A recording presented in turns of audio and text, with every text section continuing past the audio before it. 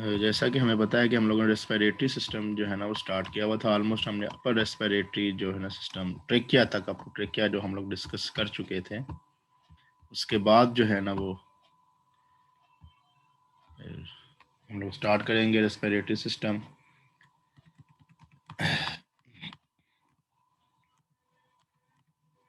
ये trachea, trachea जिसे सांस की नाली या विंड पाइप भी कहते हैं, एक ट्यूबुलर पैसेज वे है for air that is about 12 centimetre.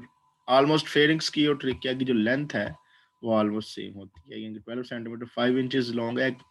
ये उस बंदे के लिए होगा जिसका एक 70 kg वेट है और क्या लें उसे कि 5 फुट 6-7 इंच उसका जो हाइट है, 67 इंच उसकी हाइट है। तो ये उन लोगों के लिए होता है। उस हिसाब से जिनका कद लंबा है या जिनकी हाइट छोटी है, तो उस हिसाब से उनका जो ट्रेकिया का साइज वो भी ऊपर नीचे आ सकता है। ये एक कहने की रेंज बताई जाती है। It is located anterior to oesophagus. Oesophagus इसके पोस्टीरियर होता है, ये उसके इंटीरियर है, and extends from larynx to the superior border of the fifth thoracic vertebrae. ये पॉइंट आपने याद रखना है।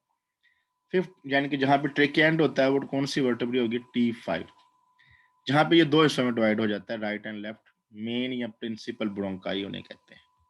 ठीक है, तो ट्रेकिया डिवाइड होके राइट साइड दो हिस्सों में डिवाइड होगा। राइट वाले को राइट प्रिंसिपल ब्रोंकस या राइट मेन ब्रोंकस कहेंगे, लेफ्ट वाले को लेफ्ट प्रिंसिपल या लेफ्ट मेन। मेन कह लो या प्रिंसिपल कह लें, बात एक ही है। अब इसके कुछ लेयर्स हैं, उसमें म्यूकोजा है, सब म्यूकोजा है, फाइब्रोकार्टिलिजिनस लेयर और एडवेंटिशिया। इनके बस आपने नाम याद कर लेने हैं। इन द फाइब्रोमस्कुलो कार्टिलिजिनस लेयर, यहाँ से आपको साफ नजर आ रहा है कि फाइबर भी उसमें होंगे और कार्टिलेजेस होंगे। कार्टिलेजेस मतलब इसमें 60 to 20 incomplete horizontal rings of hell and cartilages हैं। ये हेल एंड कार्टिलेज की 16 से 20 रिंग्स होती हैं, जिसका लुक लाइक, क्योंकि इनकम्प्लीट है, मुकम्मल नहीं होती, मुकम्मल तौर पर सर्कल नहीं बनाती, that's why this look like a letter C, इनकी सी शेप लगती हैं। The rings are stacked on one above another and are joined together by dense connective tissue. Layers एक दूसरे के ऊपर जो rings पड़ी होती हैं और आपस में dense connective tissue से जुड़ी होती हैं। They may be felt through the skin inferior to the larynx. अगर आप यहाँ पे larynx के नीचे हाथ रखें तो आपको ये जो नजर आ सकती हैं, ये जो rings हैं, आपने यहाँ पे larynx के नीचे हाथ रखे ना, ये हमारा पॉइंट, यहाँ पे larynx एंड हो जाती है, जहाँ पे आपकी आवाज निकलती है गले से। आपको नजर महसूस होता है कि वो चीज वाइब्रेट करती है वोकल कॉर्ड्स की वजह से। The open part of each C-shaped cartilage ring faces posteriorly। मतलब यह है कि अगर ये C शेप है ना, तो C का लेटर जो है ना वो आगे से पीछे की तरफ होगा। पीछे वाला ये जो C का ये वाला पोर्शन होता है ना, ये पोस्टीरियर होता है, यानी कि ये ओपन एंड जो है वो होगा posteriorly towards the oesophagus and is spanned by fibromuscular membrane. अब इसको जो स्पैन किया होता है, कवर किया होता है या बंद किया होता है, वो मेम्ब्रेन होती है जो इस इतने से C का जो रह गया होगा उसको उसने बंद किया होता है ऐसे। Within this membrane are transverse smooth muscle fibers called the trachealis muscle। अब इन membranes के अंदर जो मेन ट्रेकिया का मसल है, जिसकी वजह से ट्रेकिया जो है ना वो क्या लो उसमें कंट्रैक्शन और रिलैक्सेशन होती है, वो एक मसल होता है जिसे हम लोग कहते हैं ट्रेकियालिस मसल, जो कि हवा को गुजरने में मदद देता है। ये यहाँ पे आपको आ रहा है, यहाँ पे लेयरिंग सेंड होगी, उसके बाद ये जो है ना ये 16 to 20 आप गिन सकते हैं, ये सी शेप कार्टिलेजेस होंगी। देखिए फ्रंट से आपको नजर नहीं आ रहा है, ये सी शेप है। इसका जो बैक एंड है वो ओपन होगा, जहाँ पे वो उसने बताया होगा कि मसल होगा, मेम्ब्रेन होगी जो उसको कवर करेगा। ये at the level of T5 ये दो हिस्से में डिवाइड हो जाता है, राइट मेन ब्रोंकाई और लेफ्ट मेन ब्रोंकाई ट्रेकिया जो है। ठीक है, ये जनरल स्ट्रक्चर है, इसको आप ड्रा भी कर सकते हैं। हर लंग के गिर्द जो है ना मेम्ब्रेन नजर आ रही है, जो बाहर वाली मेम्ब्रेन है उसको पेराइटल प्लूरा, अंदर वाली मेम्ब्रेन को विजुअल प्लूरा। इन दोनों मेम्ब्रेन के दरमियान एक कैविटी होगी जिसे प्लूरल कैविटी कहेंगे, जिसके अंदर फ्लूइड होगा जिसे प्लूरल फ्लूइड कहेंगे। ठीक है, ये यहाँ पे दिखाया है राइट मेन ब्रोंकस और ये जो है लेफ्ट मेन ब्रोंकस। इनके आगे जो डिवीजन है वो हम लोग अभी आगे डिस्कस करेंगे। अच्छा, जिस पॉइंट के ऊपर ट्रेकिया दो में डिवाइड होता है, इस पॉइंट का भी एक नाम है जिसे हम लोग कहते हैं कैरिना। यहाँ पे दिखाया गया है कि कैरिना वो पॉइंट है टी अपोजिट टू T5 वर्टेब्री, जहां पर जो है ट्रेकिया दो में डिवाइड हो जाता है। उसके बाद ब्रोंकाई आ जाते हैं। The thorax the trachea ends below at the carina by dividing into right and left principal कह लें या मेन ब्रोंकाई कह लें, दोनों में आप कह सकते हैं। राइट प्रिंसिपल ब्रोंकस जो है वो आप पिक्चर में भी देख सकते हैं, दोबारा दिखाऊंगा, थोड़ा सा वाइड होता है, छोटा होता है, मोर वर्टिकल होता है, यानी कि बिल्कुल सीधा नीचे की तरफ होता है then the left. And is about 1 inches, यानी कि सिर्फ 2.5 सेंटीमीटर लॉन्ग है, बहुत छोटा सा होता है ये right main bronchus. Before entering the hilum of the right lung, principal bronchus gives off the superior lobar bronchus. अब ये मुख्तलिफ किस्म की ब्रांचेस दे रहा है। राइट प्रिंसिपल ब्रोंकाई जब राइट लंग में दाखिल होता है, राइट लंग में दाखिल होने से पहले ये एक ब्रांच देता है जिसे हम लोग कहते हैं सुपीरियर लोबर ब्रोंकस। उसके बाद जैसे ही राइट लंग में एंटर हो जाता है राइट प्रिंसिपल ब्रोंकस, तो दो और ब्रांचेस देता है जिसे हम लोग कहते हैं middle and inferior Lobar bronchus. अभी पिक्चर में ये चीज आपको क्लियर होगी। उसके बाद आ जाता है left principal bronchus. Left principal bronchus जो है ना वो थोड़ा सा वाइड था, ये राइट वाला, ये लेफ्ट वाला नैरो है और ये लंबा है।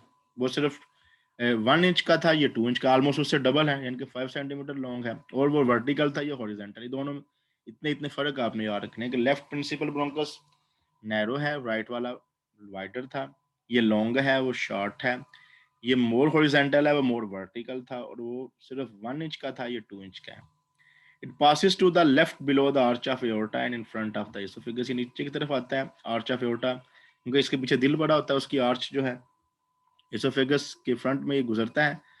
On entering the hilum of the left lung, अब और फर्क देख लें कि जो राइट प्रिंसिपल ब्रोंकस ने राइट लंग में एंटर होने से पहले ही एक ब्रांच दी थी जिसे हमने कहा था सुपीरियर लोबर ब्रोंकस।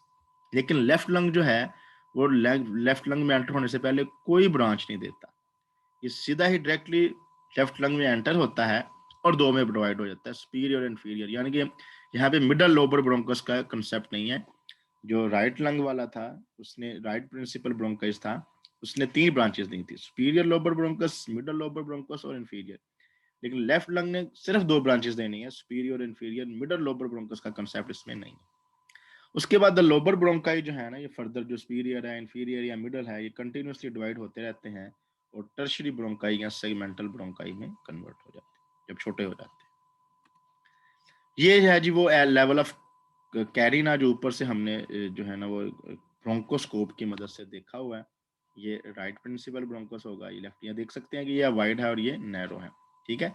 ये वो पॉइंट जहाँ पे ये दोनों में डिवाइड हो जाता है, इस पॉइंट को हम लोग कैरिना कहते हैं। तो ये राइट साइड वाला और ये लेफ्ट साइड। हाँ जी, ये फर्ज करें ये वो मेन जो पिक्चर है जहाँ से आपको क्लियर नजर आएगा, ये ट्रेकिया आ रही थी, ये कैरिना है। यहाँ से ये छोटा सा 1 इंच का क्या होगा राइट प्रिंसिपल ब्रोंकस। उसके बाद इसने यहाँ पे फर्ज करो ये जो लाइन जा रही है ये पल्मोनरी आर्टरी है, ये लंग में दाखिल होती है, ये भी हिल्लम से हल होती है। तो यहाँ पे फर्ज करो लंग है, तो लंग्स में दाखिल होने से पहले इसने एक ब्रांच दे दी जिसे हम लोग कहा था सुपीरियर लोबर ब्रोंकस, ठीक है। और उसने अपर ब्रोंकस लिखा है, आपने सुपीरियर कहना है।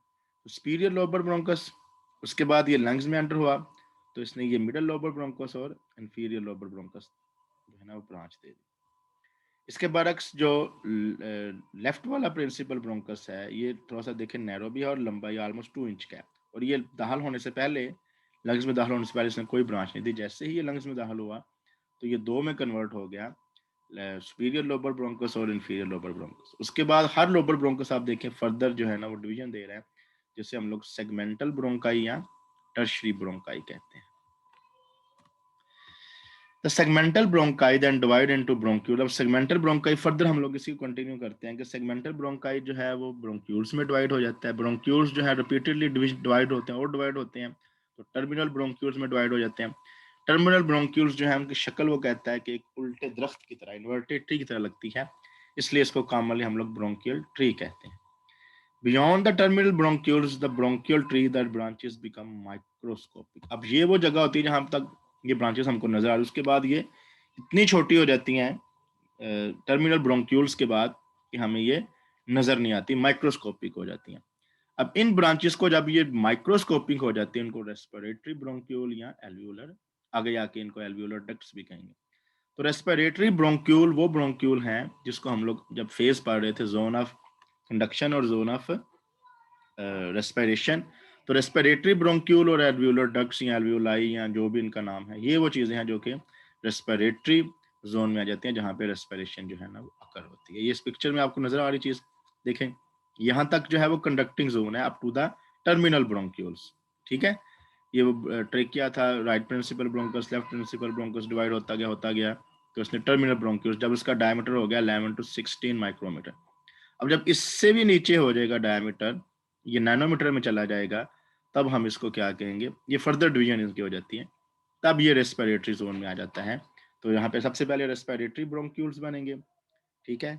उसके बाद एल्वियोलर डक्ट्स बनेंगी, नालियां नमा स्ट्रक्चर एल्वियोलर डक्ट्स। फिर जब ये ग्रेप्स लाइक स्ट्रक्चर बन जाते हैं तो उसको एल्वियोलर सैक्स या एल्वियोलर लाई कहते हैं। ये जनरेशन दिखाई गई बेसिकली, फर्दर डिवीजन जो है ना, कि ये स्टार्ट में ट्रेकिया था 0, फिर 2 एक ब्रोंकाई, फिर 2 to 10 जो है वो सेगमेंटल ब्रोंकाई हैं, फिर 11 to 16 टर्मिनल ब्रोंक्यूल्स हैं, फिर 17 to 19 रेस्पिरेटरी ब्रोंक्यूल्स हैं, 20 to 22 एल्वियोलर सैक्स बनेंगी, और 23 के करीब जो है ना एल्वियोलर एल्वियोलर डक्ट्स बनेंगे और एल्वियोलर सैक्स बनेंगे। इसके बाद लंग्स को देख लेते हैं कि हमारे लंग्स जो है ना वो किस तरह के हैं। Lungs are paired cone shaped organs in the thoracic cavity. हमारे थोरेसिक कैविटी में एक कोन शेप लकीले तरह के जो है ना ऑर्गन्स होंगे। एक साइंटिस्ट जो कि लंग्स को डिस्कशन करता है उनको पल्मोनोलॉजिस्ट कहते हैं। एक ईच लंग, जैसा पिक्चर में दिखाया था, इसके गिर्द एक protective double layered serous membrane होती है, इसे प्लूरल मेम्ब्रेन कहते हैं। और जो प्लूरल मेम्ब्रेन की बाहर वाली मेम्ब्रेन होगी उसे हमने कहा था पैराइटल प्लूरा, और जो अंदर वाली लेयर होगी उसे हमने क्या कहा था, विसरल प्लूरा। इन दोनों प्लूरा के दरमियान, जैसे मैं आपको बताया था, एक कैविटी होती है जिसे प्लूरल कैविटी होती है, जिसके अंदर फ्लूइड होता है जिसको हम लोग प्लूरल फ्लूइड कहते हैं। ये प्लूरल फ्लूइड जो है ना, तकरीबन हर ऑर्गन के गिर्द एक फ्लूइड होता है। ये लुब्रिकेटिंग फ्लूइड है, और ये दोनों का काम क्या होता है, फ्रिक्शन को कम करना। फिर जब क्योंकि लंग एक्सपैंड करते हैं इंस्पायरेशन के दौरान, तो जब एक्सपेंशन उनकी होती है तो फ्रिक्शन कम होने की वजह से उनकी एक्सपेंशन जो है ना वो आसान हो जाती है।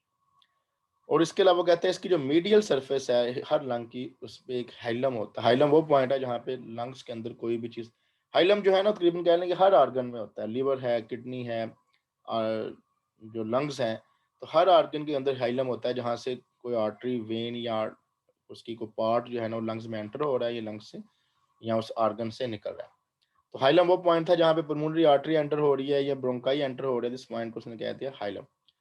Due to space occupied by the heart, the left lung is about 10% smaller than the right lung. अब आपसे पूछे भाई हमारा लेफ्ट जो फेफड़ा है, लेफ्ट लंग जो है वो छोटा क्यों है? क्योंकि लेफ्ट लंग में आपको पता है कि साथ उसके दिल लगा हुआ है, दिल को जगह देनी पड़ती है, दिल में जगह भी होनी चाहिए, दिल को भी जगह देनी चाहिए। तो दिल को जगह देने की वजह से लेफ्ट लंग जो है वो 10% जो है ना वो राइट लंग से छोटा है।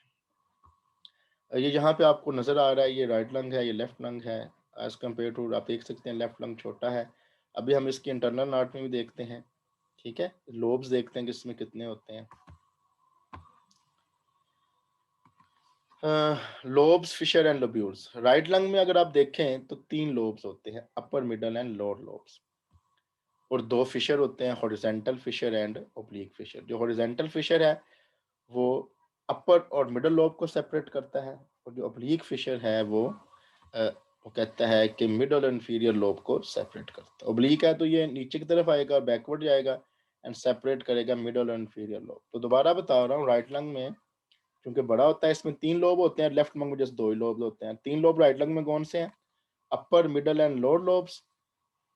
अब इन तीनों लोब्स को सेपरेट करने के लिए 2 फिशर होते हैं, horizontal fissure and oblique fissure. Horizontal fissure जो है वो राइट लंग को अपर और मिडल लोब में सेपरेट कर देता है, और ओब्लिक फिशर जो है वो उसको मिडल और इंफीरियर लोब को सेपरेट करते हैं। इनके अपर और मिडल को सेपरेट कर रहा है हॉरिजॉन्टल, और मिडल और इंफीरियर को सेपरेट कर रहा है ओब्लिक फिशर।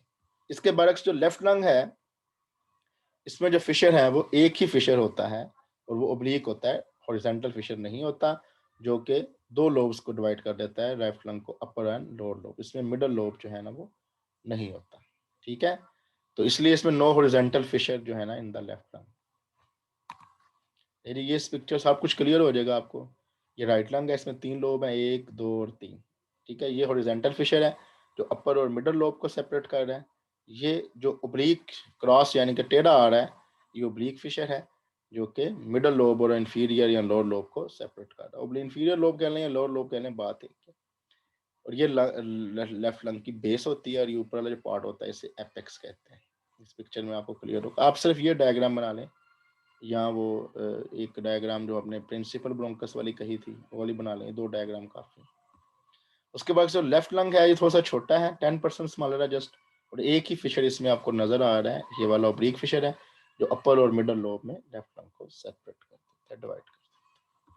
उसके बाद आखिरी पार्ट आ जाता है हमारे इस रेस्पिरेटरी सिस्टम का, जिसको हम लोग कहते हैं ब्रोंकोपल्मोनरी सेगमेंट।